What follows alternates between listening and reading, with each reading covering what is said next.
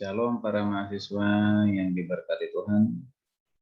Kembali kita akan melanjutkan materi tentang angeologi dan satologi dengan topik lanjutan yaitu keberadaan dan ciri-ciri malaikat menurut Alkitab.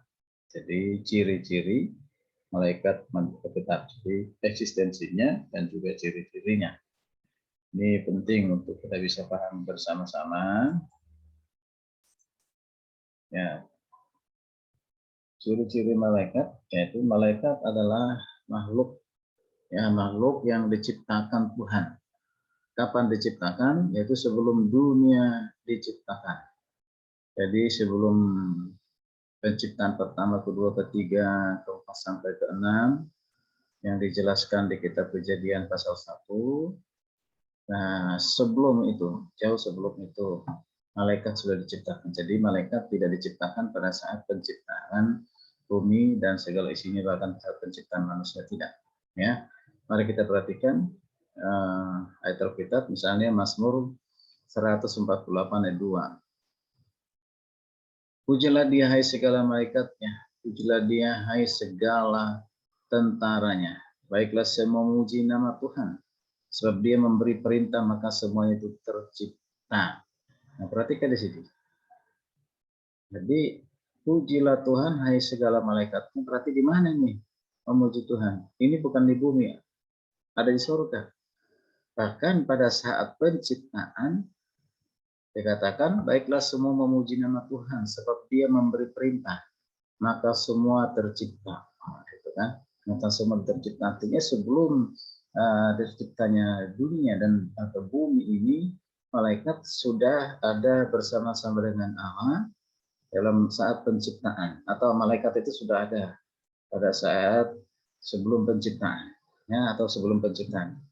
Mereka katakan karena di dalam dia telah diciptakan dalam Kristus segala sesuatu yang ada di sorga dan yang ada di bumi, yang kelihatan dan yang tidak kelihatan, baik singgasana maupun kerajaan dan pemerintah maupun penguasa, segala sesuatu diciptakan oleh dia untuk dia. Jadi Tuhan yang menciptakan, karena di dalam dia segala sesuatu, di dalam Tuhan ciptakan segala sesuatu, baik yang ada di sorga. Siapa yang di sorga? Adalah malaikat. Dan tidak kelihatan. Siapa yang tidak kelihatan? Ya roh. Itu roh. Allah itu roh. Malaikat juga roh dan tidak kelihatan.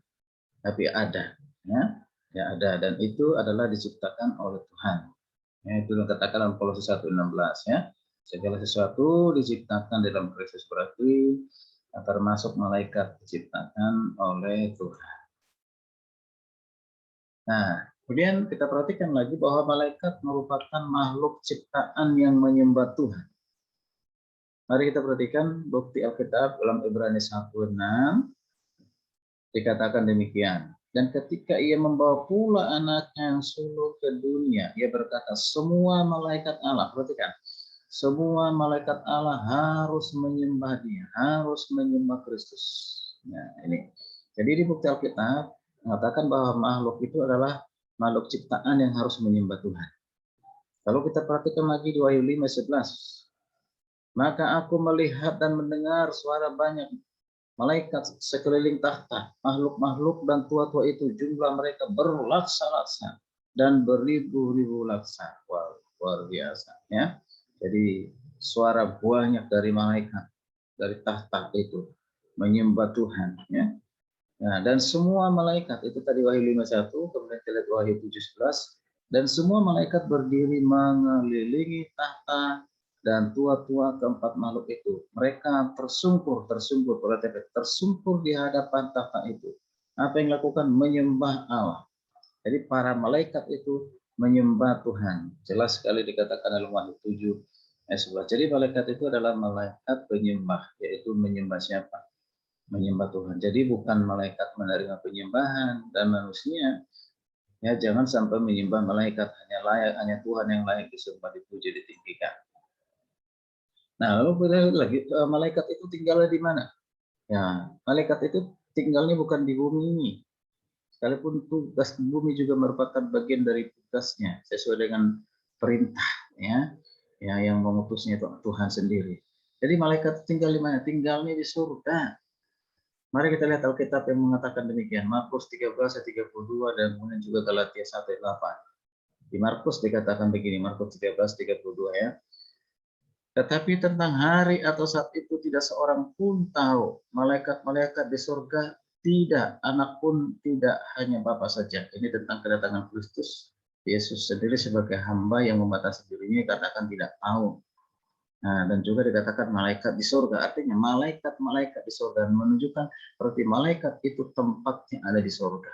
Ini langsung perkataan siapa ini? Perkataan Tuhan Yesus. Luar biasa. Tuhan Yesus berkata, malaikat-malaikat di surga. Jadi bukan bumi ini tempat tinggalnya surga Tuhan.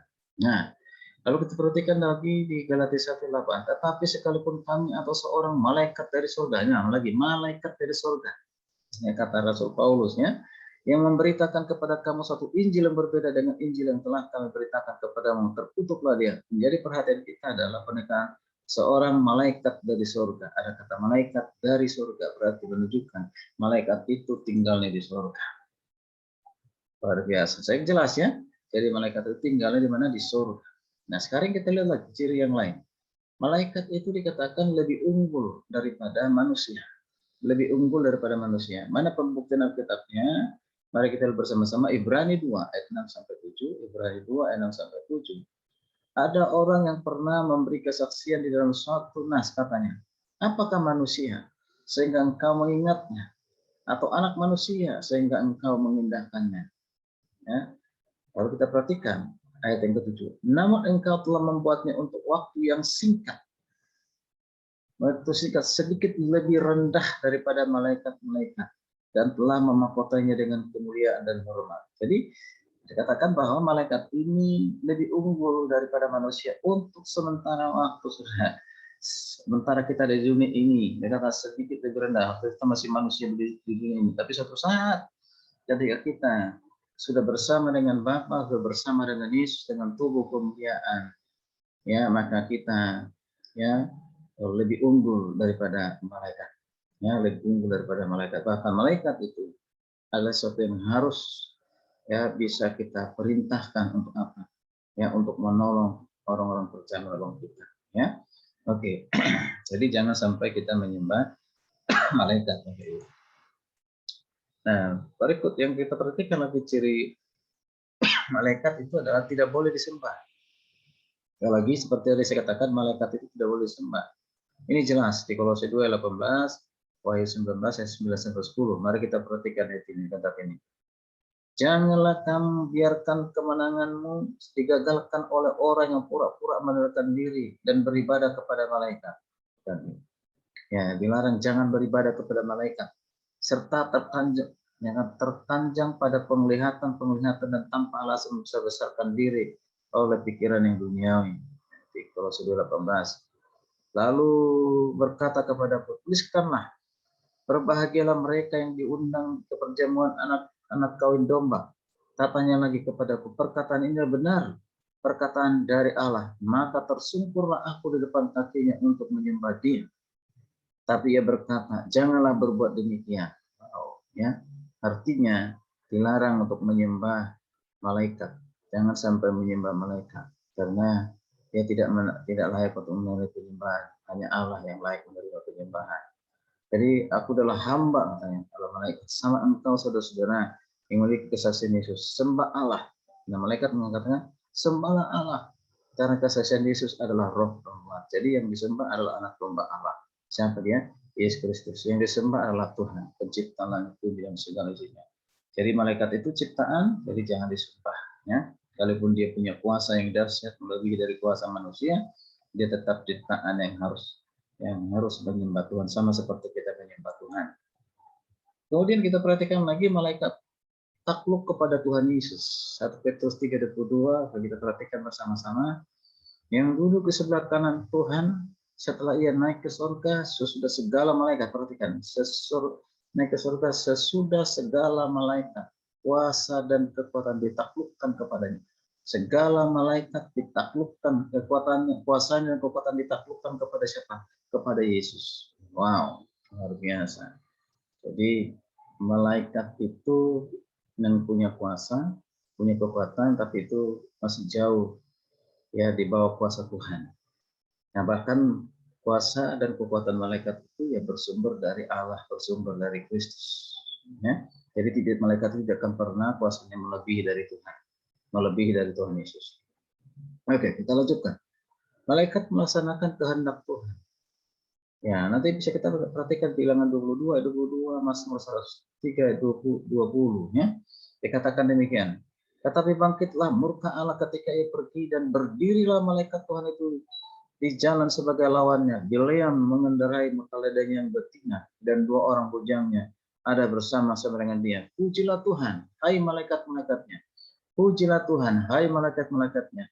Hai pahlawan-pahlawan perkasa, pahlawan-pahlawan perkasa ini para malaikat yang melaksanakan firman-Nya dengan mendengarkan suara firman-Nya. Jadi apa yang diperintahkan Tuhan, apa yang menjadi kehendak Tuhan, itulah yang dikerjakan dan dilakukan oleh malaikat. Dia tidak pernah bekerja dari diri sendiri, dari kuasanya sendiri, selalu berdasarkan atas dasar perintah dan kehendak Tuhan. Gitu. Ya, kecuali malaikat yang sudah jatuh, yaitu Lucifer, ya, yang berontak kepada Tuhan. Mari kita lihat ciri yang lain dari malaikat. Malaikat tidak menikah untuk membentuk suatu rumah tangga, ini dia. Ya, jadi di sorga itu sama seperti kita yang sudah percaya kepada Kristus. Suatu saat kita ada di sorga, tidak ada lagi namanya kawin, menikah, punya keturunan, ya, ya tidak punya lagi, tidak ada lagi seperti ini yang dikatakan oleh Tuhan Yesus, ya. Karena pada waktu kebangkitan orang tidak kawin, perhatikan. Orang tidak kawin dan tidak dikawinkan, melainkan seperti malaikat. Seperti malaikat artinya ya, ya tidak ada pernikahan bagi orang Kristen suatu saat di surga, seperti malaikat juga tidak ada menikah, tidak ada kawin, tidak punya keturunan, ya. Ya, sejumlah yang diciptakan Tuhan malaikat sejumlah itulah kita nggak pernah bisa hidup, ya. Jadi tidak punya beranak cucu, tidak, ya, tidak punya keturunan. Oke, dan berikut kita perhatikan lagi bahwa malaikat itu tidak mati. Lukas 20, 34, 36, manusia secara fisik bisa mati. Setelah itu nanti diubah, diberikan tubuh kemuliaan bagi yang percaya kepada Kristus, ya. Tapi mereka yang dianggap layak untuk mendapat bagian dalam dunia yang lain itu dalam kebangkitan dari antara orang mati, tidak kawin dan tidak dikawinkan. Ya. Nah, kita perhatikan sebab mereka tidak dapat mati lagi. Sebab mereka siapa itu? Sebab malaikat. Ya, ya, sebab orang-orang percaya tidak akan pernah mati lagi. Kemarin dikatakan sama berarti, ya. Sama bahwa orang-orang percaya yang sudah dibangkitkan diberikan tubuh kemuliaan tidak akan pernah mati lagi. Sama seperti dikatakan malaikat-malaikat. Malaikat-malaikat itu berarti tidak pernah mati, tidak akan pernah mati. Dan mereka adalah anak-anak Allah karena mereka telah dibangkitkan. Haleluya, puji Tuhan. Jadi ya malaikat itu ya, hidup untuk selama-lamanya, dan kehidupan kekal yang dimiliki itu bersumber dari, ya. Oke. Nah, inilah yang bisa kita perhatikan, ya, ciri-ciri malaikat. Ya, sudah jelas malaikat itu diciptakan, tinggalnya di surga, tugasnya adalah untuk menyembah Tuhan, dia akan melakukan apa diperintahkan Tuhan, itulah kehendak, melakukan apa yang jadi kehendak Tuhan. Jadi sangat jelas, ya.